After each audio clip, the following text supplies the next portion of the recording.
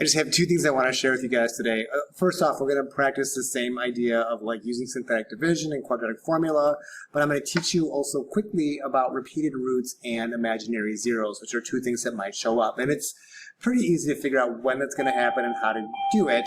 Here's an example of something that at first glance looks like a lot of the other problems we've already worked with in class. So I'm going to do my normal thing of busting out decimals and graphing this, and that graph's going to end up looking something like this over here. You can put this in decimals yourself and see that that's what pops up. I encourage you to use decimals, to practice using decimals, so that the first time you try is not on the test. But you'll notice that the graph has a really kind of a gross intercept here and a gross intercept here, and then at the 2, it just so happens to, instead of going through, it bounces off the graph.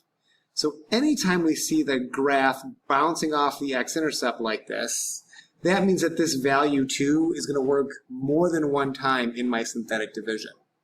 So all of my work's going to be the same, but now that I have a picture of the graph, I've noted the graph bounces off the x-intercept at this particular 0, 2. I'm going to use 2 more than one time. So in my synthetic division, which I set up over here, I'm going to pause my work and I'm going to encourage you guys to set up and do synthetic division twice, 2 times. One time you get the x to the 4th down to an x to the 3rd, and a second time you get the x to the 3rd down to a quadratic. And both times you do it, you're going to use the number 2 because that's where the graph bounced off the x-axis. So please do that work while I pause and do that work as well. So here's my synthetic division work. I used 2 the first time because I saw that the graph had hit the x-intercept at 2.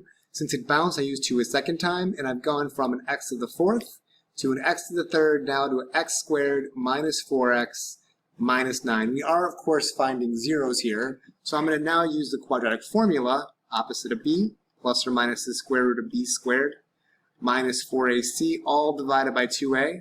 And again, I'm going to quickly pause my video and apply this formula to find the 2 remaining zeros for this function.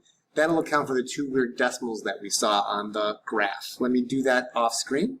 So having found the values of a, b, and c, and starting off by finding b squared minus 4ac, I figured out that was 52. And now to apply the quadratic formula, it's the opposite of b, plus or minus the square root of that gross number all over 2. That'll be the other 2 zeros. And of course, these are also zeros for the quadratic. I don't need to list them more than one time. They're just going to be listed once.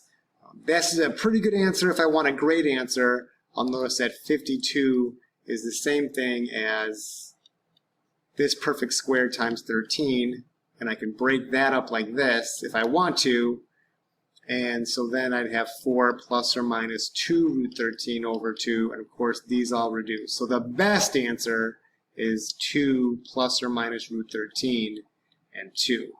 But the whole point being, this is a very similar process. It's just that when we notice the graph bouncing off the x-axis at a specific value, we're going to use that number more than once when we break it down to a quadratic.